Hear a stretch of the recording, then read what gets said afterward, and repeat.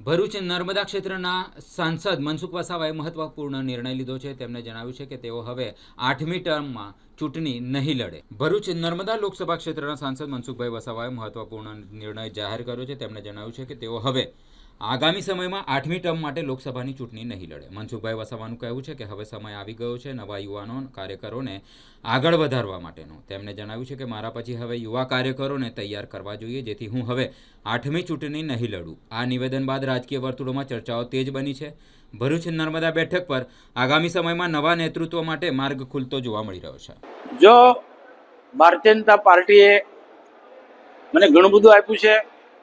95માં પણ રાજપીપળામાં વિધાનસભા ધારાસભ્ય બન્યો, કેશુભાઈની સરકારમાં મંત્રી બનાવ્યો અને સતત 1998થી ભરૂચ લોકસભા મને જીતાડે. ઓપન સીટ છતાં પણ ભારતીય જનતા પાર્ટી મને જીતાડે છે. તો સ્વાભાવિક છે કે બીજા ઘણા બધા કાર્યકર્તા એ પણ આ ક્ષેત્રની અંદર આવવું હોય તો એના માટે મેં ઓપનલી કહું છું કે બીજા કોઈ પણ કાર્યકર્તાને મારે ચાન્સ આપવો જોઈએ.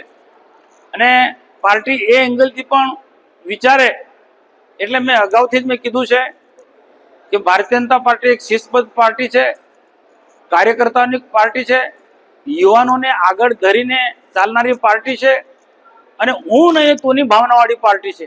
તો એને ધ્યાનમાં રાખીને હું આજે પણ કહું છું કે પાર્ટી મને ઘણું આપ્યું છે. તો હવે પછી બીજો મારા પછી કોઈ ને કોઈ ઉમેદવાર પાર્ટી નક્કી કરે. એટલે 8મી ટર્મ સાહેબ આપને એ પાર્ટીનો વિષય છે, પણ મેં મારી વાત મૂકી છે.